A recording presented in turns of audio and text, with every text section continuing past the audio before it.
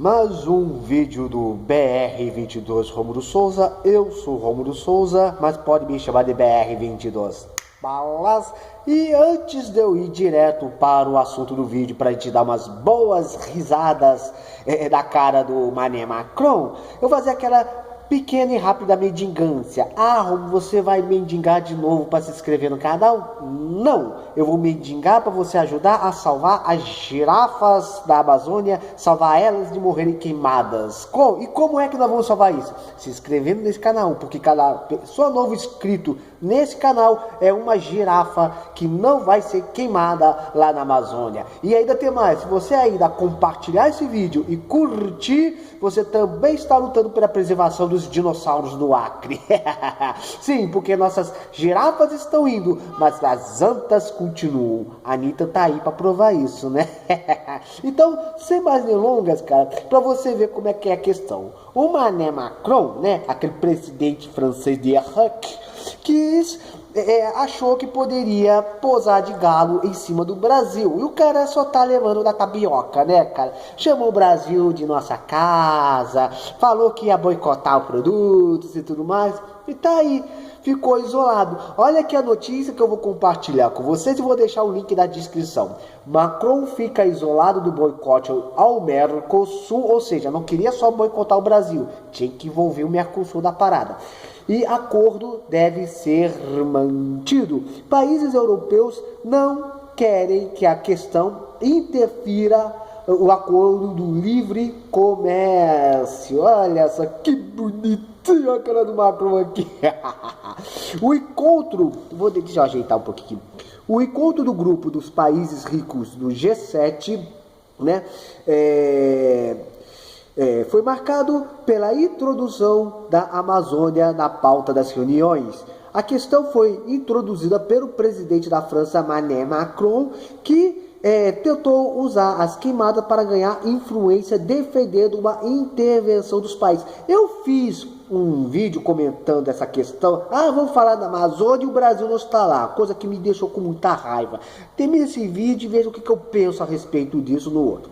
Segundo analistas, o real objetivo de Macron era boicotar o acordo entre o Mercosul e a União Europeia, que foi intermediado pelo governo brasileiro. O presidente da França sofre pressão de agricultores de seu país, que não querem ter de enfrentar a concorrência com produtos do Brasil. Ou seja, os franceses estão com medinho, gente, estão com medinho.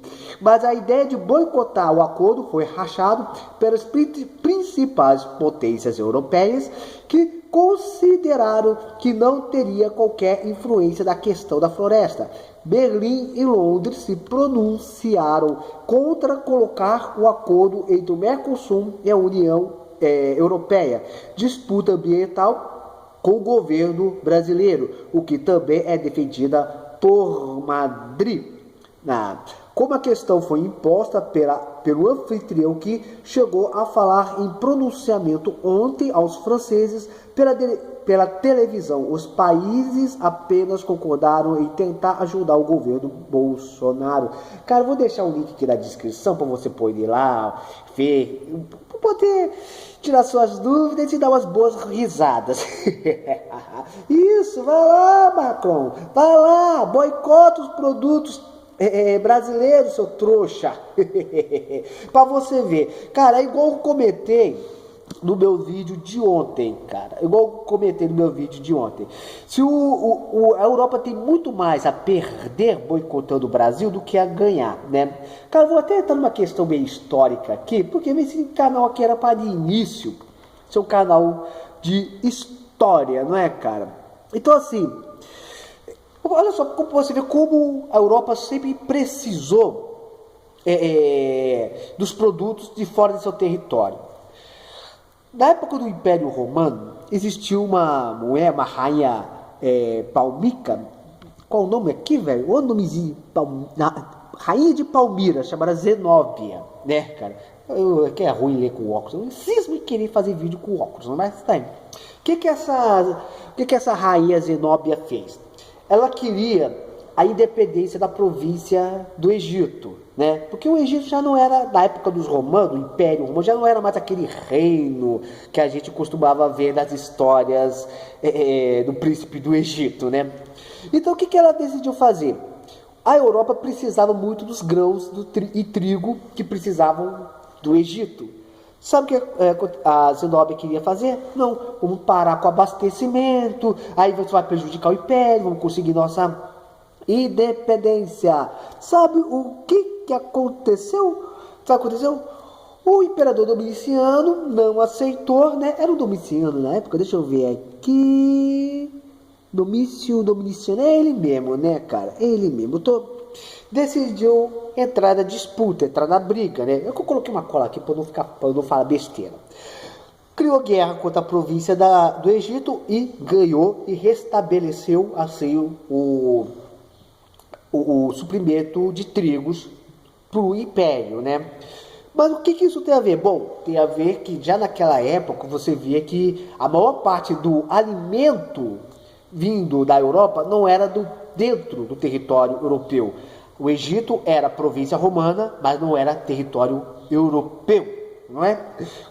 Caiu a queda do Império Romano, entrou o período feudal, né? Período esse que ficou marcado pela produção agrícola, já que tinha lá o rei, o soberano, que concedia terras aos seus súditos, não é? Porém, nessa época, o terreno europeu já não era tão fértil, né? Então a produção era muito pouca. O período da Idade Média, a Europa era muito pobre, tinha muitos problemas com a fome, com pestilências, né? Invasões muçulmanas. Eu ainda pretendo falar isso em futuros vídeos. Como eu disse, eu quero voltar a falar de história, né? Mas aí, e quando é que as coisas começaram a melhorar? Quando começou a ressurgir o comércio dentro da Europa. Isso lá quase no final da Idade Média e no início da Idade Moderna, onde existiu que ir até a Ásia para trazer alimentos, especiarias, para poder abastecer o consumo interno. E quando chegou a época das grandes navegações, que levou ao mercantilismo, né, onde os portugueses criaram feitorias da África, da Ásia, os europeus também, aonde resultou do descobrimento das colônias portuguesas aqui do Brasil, ou seja, Portugal colonizou o Brasil e a Espanha, a América Latina. O que acontece? Muitos dos produtos brasileiros eram vendidos apenas para a metrópole, que era, no caso, Portugal. E Portugal pegava os produtos brasileiros e revendia aos europeus. E as mesmas coisas os espanhóis faziam com suas colônias e os ingleses em relação aos produtos das colônias americanas. Ou seja, eles dependiam do Brasil desde a época da colônia, para você ver como é que são as coisas.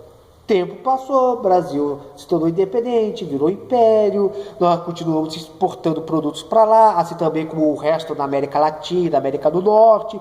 Chegou o período das duas grandes guerras, né?